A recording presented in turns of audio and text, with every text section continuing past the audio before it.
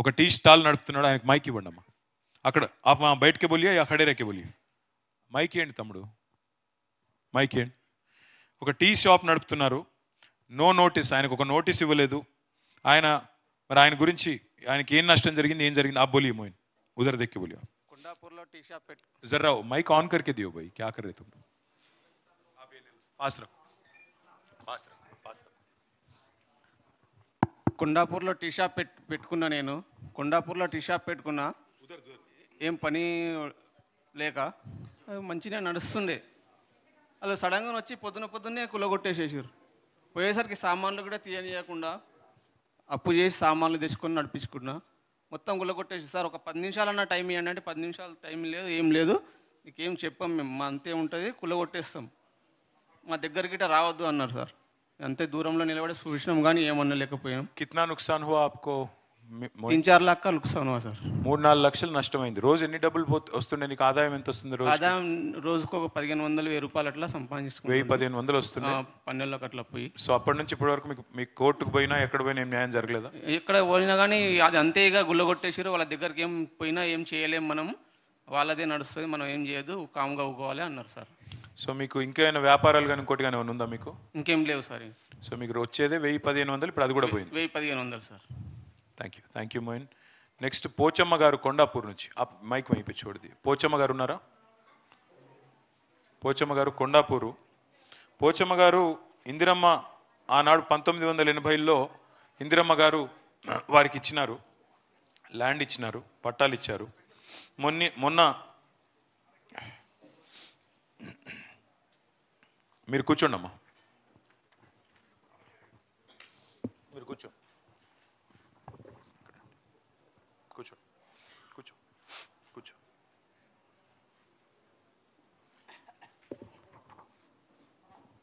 అమ్మ ఇటు కూర్చో. చాలు చాలు చాలు, మీరు కూర్చో. అమ్మ పోచమ్మా, అమ్మ నువ్వు నిలబడమ్మా, పక్కన నిలబడు. మీరు చెప్పండి మీకు ఎప్పుడు వచ్చింది పట్టా? మాకు పిల్లలు కావద్దని ఆపరేషన్ చేసి ఇచ్చారు మా పెద్దలకు. ఎప్పుడు ఇచ్చారు? ఏ టైంలో ఇచ్చారు మీకు? ఎన్ని ఏళ్ళు అయిందో సార్? 40 ఏళ్ళ కిందట. 50 ఏళ్ళు అవుతుంది. ఆపరేషన్ చేసుకుని చేసి పట్టి రాళ్ళలో దాగుంటే పట్టుకుంటే దాగుంటే కూడా పట్టుకొచ్చేసారు. ఇక నమ్మసలోడు చేసి నమ్మసలోడు చచ్చిపోయి ఇక నేను ఇంట్లోనే ఉంటున్నా సార్. ఎంతమంది పిల్లలు పోచమ్మా మీకు? నాకు 2 కొడుకులు, కొడుకుకు 4 ఆడపిల్లలు సార్. అంతా కలిసే ఉండేదా మీరు? కలిసే ఉంటాం. అక్కడనే 40 ఏళ్ళకి వెళ్ళి ఉండేది. ఎప్పుడు వచ్చారు మీరు? ఈ హైడ్రా వాళ్ళు, బుల్డోజర్ వాళ్ళు ఎప్పుడు వచ్చి కొట్టి? మాది 10 పీడీల ఊరు సార్, కొత్తగూడెము. 10 పీడీల ఊరు అయితే చెప్తే ఆర్టీ ఆఫీస్ కాడ కట్టుకున్నాం. ఇక ఇంటి కూడా అటు చేస్తున్నారు. మమ్మల్ని భూమి మీదే బతికినాం సార్. మేము ఆ భూమి మీద బతికి నమ్మకం చచ్చిపోయి. ఏడవకు. ఇప్పుడు ఎక్కడ ఉంటురమ్మా? ఇప్పుడు ఎక్కడ ఉంటుర్రు? ఆర్టీ ఆఫీస్కి. అక్కడ ఆఫీస్ కాడనే ఉంటుర్రా? ఏడవకు. మేము ఉన్నాం, నీకు ధైర్యంగా ఉండు, న్యాయంగా కొట్లాడదాం. కోర్టుకు పోయి కొట్లాడదాం. నువ్వు రంది పెట్టుకోకు, కొట్లాడతాం నీకోసం. అందుకే రమ్మన్నా, కొట్లాడి మీకు న్యాయం చేపిస్తాందుకే రమ్మన్నా. దబ్బన వీళ్ళు చేయకపోతే 2 నెలలలో నేను చేస్తా పోచమ్మా. కొడుకులు చచ్చిపోయినా 40 ఏళ్ళ కిందట వాళ్ళకు ఇందిరమ్మ పట్టాలు ఇచ్చింది. కుటుంబ నియంత్రణ ఆపరేషన్లు బల్మీట్కి చేసి. కళ్ళు కనబడయా? ఏం పేరమ్మా? లింగమ్మ. మీకు ఎప్పుడు ఇచ్చినారు పట్టాలు? పట్టాలు ఇచ్చింది మాకు అది లేదు సారు. ఏదో ఎన్నడిచ్చిరో ఎక్కడ అలుకున్నాం, బతికినాం. ఆపరేషన్లు చేసుకుంటేనే ఇచ్చిర్రు. ఫ్యామిలీ ప్లానింగ్, పిల్లలు పుట్టకుండా చేసిర్రు. ఆపరేషన్లు చేసుకుంటే ఇచ్చిర్రు సార్. నా 2 పిల్లలు చచ్చిపోయారు. పిల్లలు ఉన్నారు, పెళ్ళి కాని పిల్లలు. వచ్చి పిల్లలు చచ్చిపోయారు సార్. నా 2 కొడుకులు. ఏం చేయలేదు. ఎక్కడ ఉంటున్నావు లింగమ్మ? అన్నీ ఆర్టీ ఆఫీస్ కానీ ఉంటాం. ఆర్టీ ఆఫీస్ కానీ ఉన్నారు. ఇల్లు కూడా కొట్టిరు మొత్తం. దాన్ని గుడిసె వేసుకున్నారా? ఏం చేసారు మరి? గుడిసెలకి ఏమేలేం కానీ అలుక్కున్నాం, బతికినాం, మంచిగానే చేసుకున్నాం సార్. కూరగాయలు అమ్ముకున్నాం, చేసినాము. చేసి ఇట్లా చేసిరు సార్ మా బతుకు. ఇప్పుడు గుల్లకాడ అడక తింటున్నాం సార్. మేము ఇద్దరు కొడుకులు చచ్చిపోయిర్రు, ఇద్దరు పిల్లలు, ముగ్గురు నలుగురు పిల్లలు ఉన్నారు సార్ పెళ్ళికి. ఇట్లా అయిపోయింది మా బతుకు. దాని మీద మాకు ఆధారం ఉండి ఇంత ఇద్దరు కొడుకులు పోయిర్రు కదా. పిల్లలు తల్లి పిల్లలు పెళ్ళిళ్ళు చేస్తామంటే ఇట్లా చేసిరు సార్ మా బతుకు. మీరేం రంది పెట్టుకోకురి అమ్మా, పోచమ్మా, ఏడో లింగమ్మ, నేను మీకు సాయం చేస్తా. పెళ్ళిళ్ళకున్నారు సార్, మొగలు చచ్చిపోయారు ఇద్దరు. అనుకోలేము మా సారు మమ్మల్ని చాలా మోసం చేసేసిండు. చాలా మోసం చేసిరు సార్. మోసం చేయలేదు చాలా. మాకు బాధ రాలేదు సార్. కాదు, మీకు లాయర్లను అప్పచెప్తా, ఇప్పుడే అప్పచెప్పి నేను న్యాయపరంగా కొట్లాడదాం, కోర్టు పోదాం, కొట్లాడదాం. మీ జాగా మీకు అయ్యేటట్టు చేద్దాం. సరే సార్, మీ జాగా మీకు అయ్యేటట్టు చేద్దాం. మా బాధ్యత. మాకు కావాలి సార్. మీరు కూర్చోండి లింగమ్మ, మీరు ఇక్కడ కూర్చోండి, ఈడ ముంగట కూర్చోండి. ఒక్క నిమిషం కూర్చోండి. మీరు కూర్చోండి, మీరు మెల్లగా ఈడ ముంగట రండి. ఇప్పుడు మన బాలమ్మ గారు, బాలయ్య నగర్, గాజుల రామారం బాలమ్మ గారిది. వారికి ఒక 10 ఏళ్ళ నుంచి అక్కడ ఒక బండి ఉంది. ఇక్కడ ఉన్నారు అమ్మ, నాకు ఇయ్యమ్మ. బాలమ్మ, మీరు కూర్చో, ఒక్క నిమిషం కూర్చోమ్మ. ఒక బండి ఉంది అమ్మకి, ఆమె రొట్టెలు చేస్తుంది ఆ బండి మీద. 10 ఏళ్ళకి వెళ్ళి అక్కడనే ఆమె మొత్తం వాళ్ళ కుటుంబాన్ని మొత్తం ఆమెనే సాకుతున్నది. 4 కుటుంబ సభ్యులు, అంతేనా బాలమ్మ? దగ్గర పెట్టుకో ఒకసారి, చెప్పు, దగ్గర పెట్టుకో, మైక్ దగ్గర పెట్టుకో.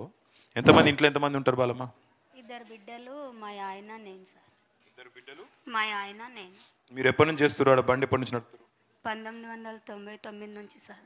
99 అంటే 26 ఏళ్ళకి. బండి అంటే ఇప్పుడు మిషన్లు బంద్ అయిన నుంచి మేము రొట్టెలు చేసుకున్నాము. అంతకుముందు కంకర మిషన్ల దగ్గర పనిచేసినాం. కంకర మిషన్ల దగ్గర పని చేసుకుంటూ వాళ్ళు వాళ్ళు బెందడు కొడితే మేము టిప్పర్లలో నింపినాం. తర్వాత వాళ్ళు కంకర కొడితే మేము కంకర గంపలలో వేసి ట్రాక్టర్లో లోడ్ చేసినాం.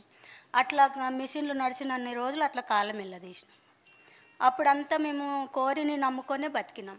అదొక చేను మాదిరిగా. ఇప్పుడున్న గుడిసెలు కూలగొట్టిన ఇండ్లని మాకు ఇండ్లుగా మేము ఒక ఊరులాగా బతికినాం. అన్ని కుల వర్గాలు ఉన్నాయి సార్ అక్కడ. మేమంతా కలిసి బతికినాం. ఇప్పుడు వర్షం పడితే పిడుగు పడ్డట్లు ఈ హైడ్రా వచ్చి మాకు ఇంత అన్యాయం చేసింది. అయితే ఇది జరుగుతుందని మేము అనుకోలే. కానీ మాకు 2013 నుంచి మాకు నీళ్ళ కరువు తీర్చిండు. బీఆర్ఎస్ ప్రభుత్వంలో అన్నగారు వచ్చిండ్రు, అక్కడ మాకు నీళ్ళ కరువు తీర్చిండు. అన్ని చోట్ల మంచి జరిగింది సార్. ఒక మాటలో చెప్పాలంటే అన్ని చోట్ల మంచి జరిగింది. మాకు ఊర్లల్లో పింఛన్లు అయినాయి. పెద్ద మనుషులకి 2000 పింఛన్ పెంచిండ్రు. కళ్యాణ పథకం ఇచ్చిండ్రు. కష్టజీవులున్న తల్లిదండ్రుల పిల్లల్ని సంతోషంగా పెళ్ళిళ్ళు చేసిండ్రు. అదేవిధంగా గర్భిణి ఉన్న స్త్రీలని హాస్పిటల్ చేర్చి డెలివరీ చేసి తల్లిని పుట్టింటికి పంపినట్లు ఇంటికి పంపించిండ్రు. మాకు చాలా సంతోషం అనిపించింది. ఈ 10 ఏళ్ళ పరిపాలనలో మేము సంతోషంగానే బతికినాం సార్. నీళ్లు లేకుంటే నీళ్ళ కరువు తీర్చిండు, కరెంటు లేకుంటే కరెంటు. అప్పుడు గాలి కొట్టేటి చిన్న స్టవ్లు ఉంటుండే, కిరోసిన్ ఆయిల్ ఉంటుండే. ఆ దీపం పెట్టుకొని మచ్చరదానీలు కట్టుకొని మళ్ళీ మేము మంచినూనె దీపం ఎప్పటికీ దొరికేది కాదు. కట్టెల మీద వంట చేసుకున్నప్పుడు నూనె దొరకకపోతే మేము మంచినూనె దీపం పెట్టి మచ్చరదానీలు కట్టుకొని కాలం వెళ్ళదీసినాం సార్. మాకు ఈ హైడ్రా అంటే చాలా విరక్తి వచ్చింది. మాకు అసలు చావా బతుక తేలిపోవాలి, కానీ ఈ నరకం మాకు ఉండొద్దు సార్. నిజానికి అనాలంటే ప్రాణాలు తెగించైనా మేము ప్రాణాలు ఇడవనికి సిద్ధం ఉన్నాం. కానీ మా ఇజ్జతు మహాభారతంలో ద్రౌపదికి జరిగినంత అవమానం జరిగింది. బట్టలు ఊడిపోతుంటే, బట్టలు పక్కకు అవుతుంటే ఆడపిల్లల్ని పోలీసులను పెట్టి బండ్ల ఎక్కియడానికి ప్రయత్నం చేసి బండ్ల ఎక్కించిండ్రు. మేమంతా దొంగ పని ఏం చేసినాం ఆనాడు తెలియదా? మేము పని చేసినప్పుడు మిషన్ల దగ్గర ఇప్పటికీ నేను 30 సంవత్సరాల నుంచి అక్కడ ఉంటున్నా. అప్పటికి 10 ఏళ్ళ నుంచి ముందు మా పెద్ద మనుషులు ఉంటున్నారు. మరి మేము అన్నేళ్ల నుంచి కష్టపడ్డప్పుడు గవర్నమెంట్ కూడా చూసింది. ఎన్ని ప్రభుత్వాలు మారినాయి, అయినా మా కష్టాలు కన్నీళ్ళు మున్నీరుగా బతికినాం. ఇప్పటికీ మాకు మాకు కాంగ్రెస్ ప్రభుత్వం ఎన్నిసార్లు అక్కడ వచ్చినప్పుడు 2 సార్లు కాంగ్రెస్ ప్రభుత్వం మారింది. ఒక్కసారి తెలుగుదేశం ప్రభుత్వం మారింది, మీకు చేస్తామన్నారు. కాంగ్రెస్ ప్రభుత్వం మీకు పట్టాలు ఇప్పిస్తామన్నారు. ఇప్పిస్తాం అన్నప్పుడు నమ్ముతాం కదా, పేదోళ్ళం, మాకేం చేత కాదు, ఏం తెలియదు కూడా, ఆశపడ్డాం. ఈ 10 ఏళ్ళ తర్వాత వచ్చి మాకు 10-15 ఏళ్ళ తర్వాతనేమో వచ్చి ఇప్పుడు మాకు ఇండ్లు గూళ్ళో కొట్టేస్తే మేమేమైపోవాలి? మా పిల్లలు మేము ఇజ్జత్కు బతకాలన్నా చావాలన్నా? మమ్మల్ని బతకని. ఎంతమంది పిల్లలు తల్లి నీకు? 2 బిడ్డలు సార్. 2 ఆడపిల్లలా? ఆయనకి మోకాళ్ళ కాడికి 2 కాళ్ళు పోయినాయి సార్. నేను రొట్టెల బండి పెట్టుకున్నా.